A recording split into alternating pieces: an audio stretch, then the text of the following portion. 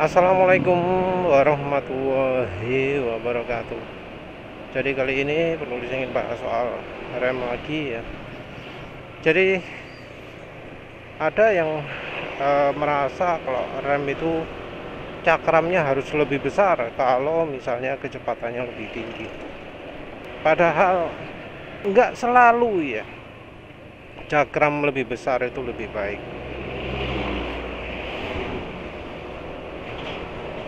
Terus ada yang ganti kaliper lebih besar, ganti opo jenenge eh master rem lebih besar. Apa emang membantu itu? Ya sebenarnya tidak ya, tergantung itu dari keperluan saja.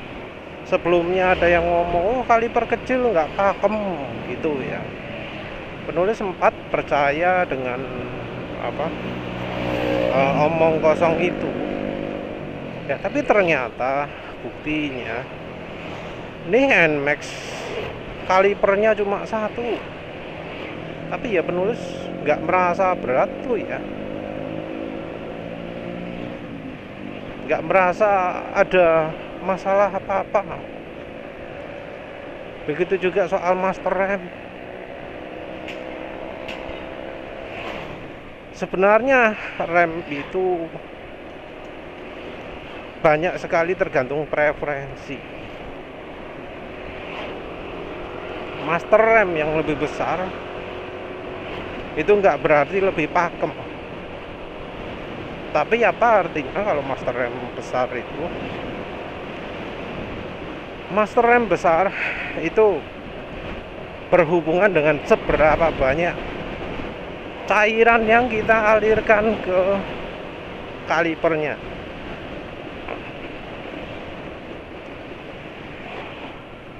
Artinya kalau master remnya ukurannya besar ya, untuk bisa mengalirkan sekian banyak cairan itu bakal lebih sedikit daripada yang ukuran master remnya kecil.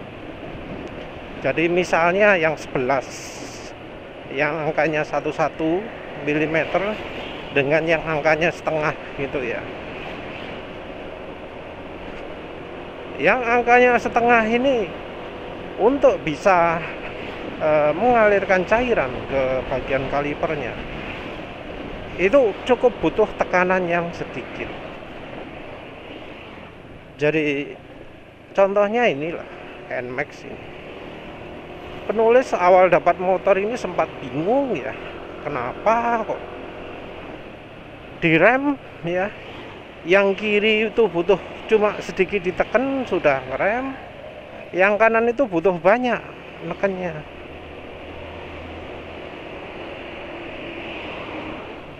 Jadi nggak butuh tekanan banyak-banyak untuk nekan yang tuas rem kiri ini, sudah gigit. Sementara yang kanan butuh lebih dalam. Nah itu hubungannya dengan master remnya ya. Entah ya apa ada yang lebih kecil lagi, soalnya pernah penulis dengar cerita ada NMAX master remnya diganti gitu ya, punya motor apa gitu. Untuk nekannya jadi jauh lebih dalam butuhnya. Nah ini juga ada hubungannya dengan kaliper. Kaliper memang ya, kalau jumlah satu itu tekanannya lebih kecil daripada yang jumlah dua. Emang seperti itu. Tapi harus diperhitungkan juga bahwa untuk menggerakkan dua kaliper itu butuh cairan yang lebih banyak daripada yang cuma satu kaliper. Memang tekanan yang diberikan oleh dua kaliper itu bisa lebih besar. Akan tetapi ya cairan yang dibutuhkan juga akan lebih besar juga. Jadi mungkin ya ada yang merasakan bahwa motor NMAX ya, yang kaliper depannya cuma satu gitu ya, piston di kalipernya cuma satu, terus ganti dengan punya R15 yang piston kalipernya ada 2, itu jadinya kalau misalnya neken tuas remnya jadi butuh lebih dalam, jadi butuh lebih masuk. Nah kalau yang seperti itu cocoknya ya kalau bisa sih diganti dengan yang ukuran setengah juga, karena yang punya NMAX ini kan 11 ya. Coba ganti yang ukuran setengah. Jadi keluhan bahwa harus neken lebih dalam itu jadi berkurang. Dari pabrikan sendiri ya tentu berusaha memberikan ukuran yang pas. Jarak main rem gimana sih yang ideal? Karena orang kan nggak semuanya butuh ngerem itu nekan sampai masuk dalam sekali ya. Pingin ada yang cukup ditekan sedikit sudah ngerem. Nah untuk setelan pabrikan ini biasanya ya nggak sampai mentok sudah ngerem. Cuma kalau yang kampas remnya kurang bagus saja, seperti misalnya pakai merek Fuboru, penulis butuh neken lebih dalam kalau misalnya butuh pengereman yang lebih kuat. Bahkan pernah sampai nekennya itu hampir lebih dari separuh. Tentu nggak ingin juga yang sebaliknya, jadi nekennya terlalu sedikit gitu ya, sehingga ditekan sedikit tok aja sudah ngelok, itu juga nggak ingin. Jadi makanya ya perlu penyesuaian, master remnya ukuran berapa, kalipernya yang model gimana, kayak gitu. Yes. Jadi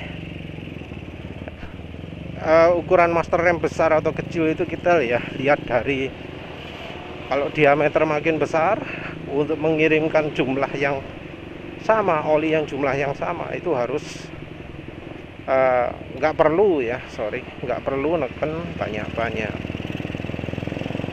Tapi ya tentu artinya jarak main rem jadi lebih sedikit. Nah, tinggal apakah jarak main rem lebih sedikit yang dibutuhkan atau yang lebih banyak dibutuhkan. Karena yang namanya rem itu hubungannya dengan kontrol ya, dengan pengendalian. Yang dibutuhkan itu adalah tuas rem yang bisa mudah mengendalikan remnya, kekuatan remnya. Jangan sampai kayak tombol on off gitu ya. Kalau nggak on ya off, kalau nggak off ya on.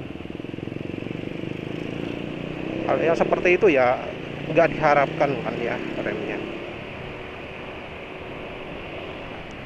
Dari sisi faktor ada juga dari cakramnya. Ukuran cakram berpengaruh, tapi ya tergantung dari lain-lainnya juga. Kampasnya ukurannya sepiro. Ukuran cakram yang besar itu akan memberikan bidang yang besar juga, selama kampasnya juga besar. Makin jauh dari titik pusat pergerakan, bisa makin sedikit tenaga yang dibutuhkan untuk membuatnya berhenti. Jadi tenaga untuk ngerem sisi luarnya itu butuh torsi lebih kecil daripada kalau yang sisi dalam. Jadi tenaga neken lebih enteng, bisa berhenti lebih baik. Tapi kembali lagi, kalau tenaganya terlalu over, jadi nggak pas.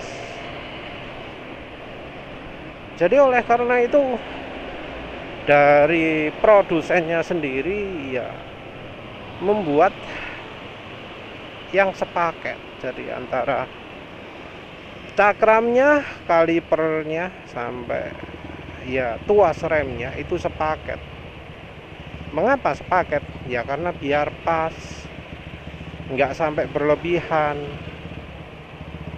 disetel yang sehingga tuas remnya itu mudah diatur, mudah dikendalikan, mudah mengatur kekuatan, nggak sampai berlebihan atau kurang, nggak sampai ban cepat sekali ngelok atau nggak pernah bisa ngelok ya. Terus juga ya harus memikirkan kalau misalnya pakai kampas rem yang merek lain juga. Untuk ganti sistem rem itu komitmen ya. Kadang kita mungkin ya secara fisik bisa ambil punya motor lain, tapi ya bukan tidak mungkin juga ketika kita memaksakan hal itu, yang terjadi adalah sistemnya nggak cocok. Bisa seperti itu. Jadi yang secara fisik bisa dipaksakan itu belum tentu bakal cocok secara ya implementasinya, secara praktisnya, secara penerapannya di motor kita. Faktor yang penting yang banyak orang nggak perhatikan itu adalah cairan rem.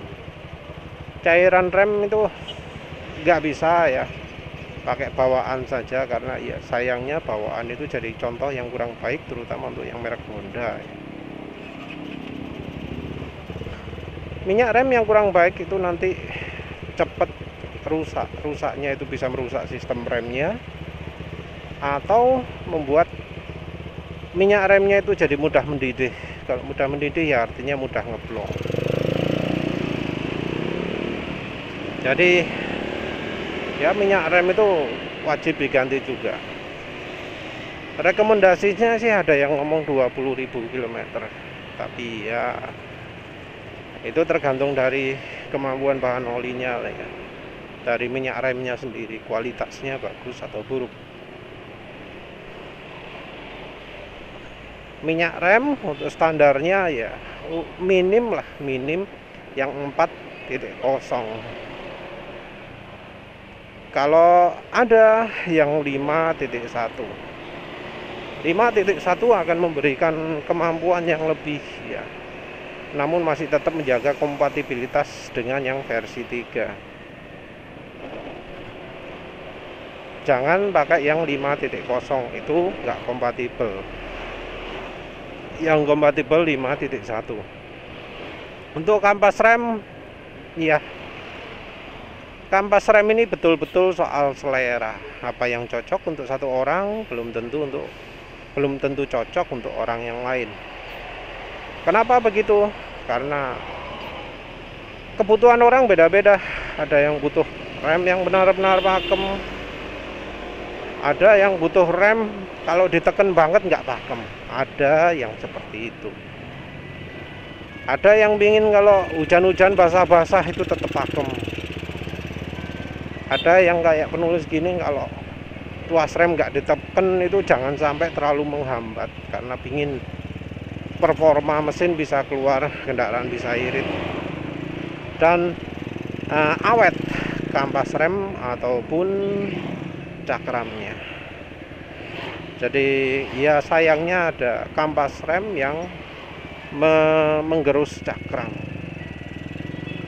Yang termasuk merek gini tuh apa? Merek Bendix, merek Daytona ya.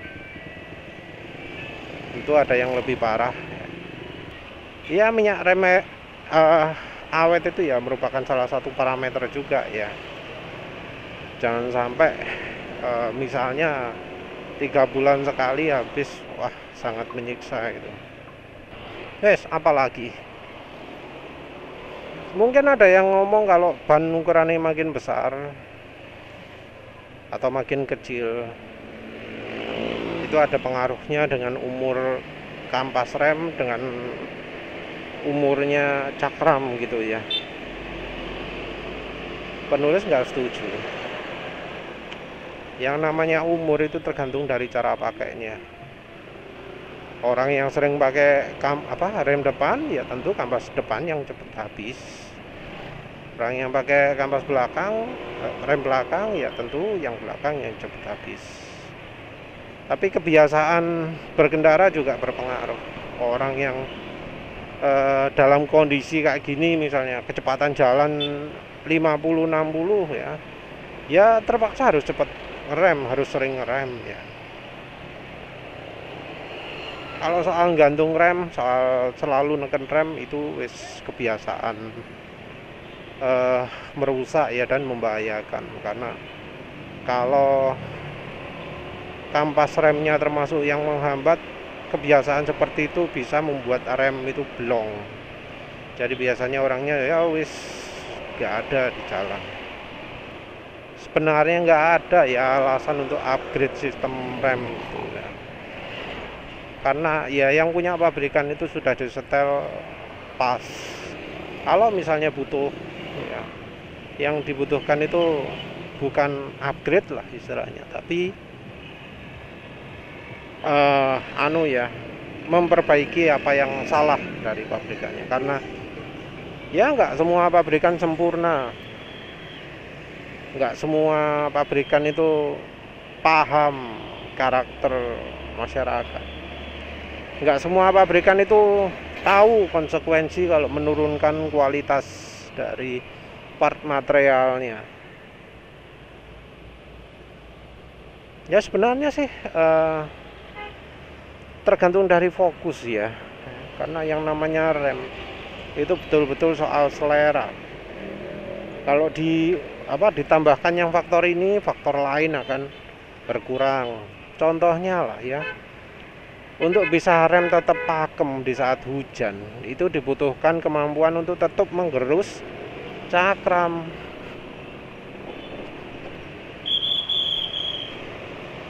Jadi kalau cakramnya saat tuas rem tidak ditekan itu licin, nelunyur, ya artinya saat musim hujan juga bakal sering blong ketika tuas rem itu nggak dipakai. Butuh dipanasi dulu baru pakem. Ada orang yang nggak suka karakter seperti ini, pinginnya wis kapanpun itu pakem. Nah tapi kemudian ketika dibuat pakem gitu, dari pabrikannya harus milih untuk bikin rem itu tetap kerja optimal di musim hujan sekalipun. Dia harus mengorbankan salah satu. Mau bikin kampasnya yang cepat habis atau cakramnya yang cepat habis, harus pilih salah satu. Dan ya itu merupakan pilihan yang sulit ya. Jadi mustahil untuk bisa mendapatkan segalanya. Kalau ada kampas rem yang punya keunggulan satu, pasti punya kelemahan besar di sisi lain. Jangankan untuk harian lah ya, di MotoGP itu kan kampas remnya yang terbaik lah ya, yang harga itu bukan faktor lagi ya. Mau harganya berapapun yang penting yang terbaik. Nah gitu di MotoGP pun masih ada trade off, masih ada problem-problem. Pakai kaliper kadaluarsa saja bisa terjadi remnya blong karena overheat. Jadi pakai kaliper yang model lama gitu ternyata bikin overheat sampai akhirnya blong. Itu bisa terjadi di MotoGP walau mereknya Brembo. Merek Brembo dipakai satu sesi 5 kira-kira 100 lap gitu ya, terus tiba-tiba tuasnya itu jadi nggak fungsi ya, ada seperti itu. Dari Brembo-nya sendiri juga mensyaratkan ya, padahal itu Brembo. Pabrikan harus menjaga sehingga suhu maksimal dari kaliper itu adalah 200 derajat. Jadi dari Brembo-nya menyuruh ya apa carane dari tim itu menjaga suhu kaliper sehingga tidak tinggi. Ada syarat-syarat utama. Belum lagi soal cakramnya. Apa satu cakram bisa dipergunakan untuk semua kondisi? Tidak. Kalau hujan, cakramnya harus cakram yang stainless steel. Kalau nggak hujan, pakai cakramnya cakram keramik. Nah, itu di MotoGP aja beda kondisi butuh beda-beda, butuh penyesuaian. Nah, kita ini yang pakainya tiap hari mengharapkan satu rem bisa berfungsi optimal di semua kondisi, itu ya sebenarnya termasuk berlebihan lah ya. Jadi kita memilih rem itu dengan ada keterbatasan, nggak bisa mengharapkan rem yang sempurna segala-galanya. Pasti ada trade off-nya, ada yang harus dikorbankan. Ya wis, itu saja. Terima kasih sudah menonton. Assalamualaikum warahmatullahi wabarakatuh.